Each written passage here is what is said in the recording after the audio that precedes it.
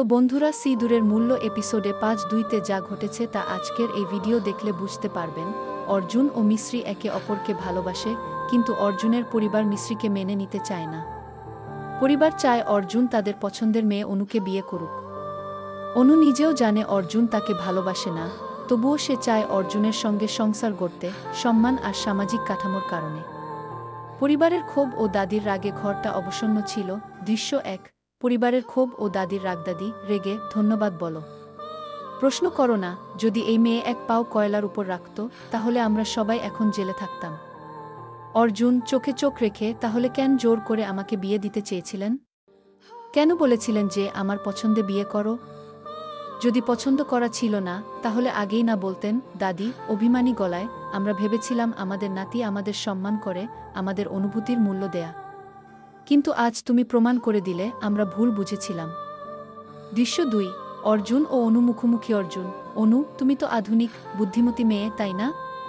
তাহলে এতবার বোঝানোর পরও বুঝলে না আমি তোমাকে ভালোবাসি না? অনু নিঃশব্দে: তাহলে কেন বিয়ের কথা বলেছিলে? অর্জুন: পছন্দ ছাড়া বিয়ে করলে তুমি কি সত্যি সুখী হতে? দৃশ্য ৩। মিশ্রির আত্মত্যাগ। দাদি রেগে, এই মেয়েটা কয়লার উপর হেঁটেছে, যেন নাটক করছে।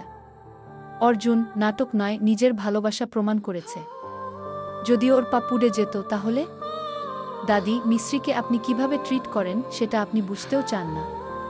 মিশ্রি চোখে জল: আমরা আপনাদের কষ্ট দিতে চাইনি, তাই এই পথ বেছে নিয়েছিলাম। আগুনের উপর হাঁটতে গিয়েছিলাম যেন বুঝাতে পারি আমরা আপনাদের অপমান করতে আসিনি। অর্জুন ব্যথিত গলায়: যদি তোমার কিছু হয়ে যেত মিশ্রি, আমি তো ভেঙে পড়তাম। আমি প্রতিদিন তোমার যোগ্য হওয়ার চেষ্টা করব, আজ থেকে আমার সব ভালোবাসা শুধু তোমার জন্য। দৃশ্য ৪।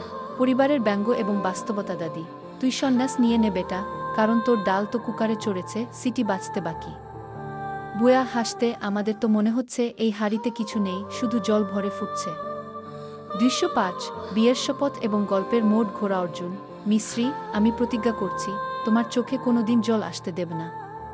আমি প্রতিদিন তোমার জন্য নিজেকে তৈরি করব। মিশ্রি: তোমার এই কথা শুনে মনে হচ্ছে আমাদের ভালোবাসা সত্যিই আগুন পেরিয়ে এসেছে।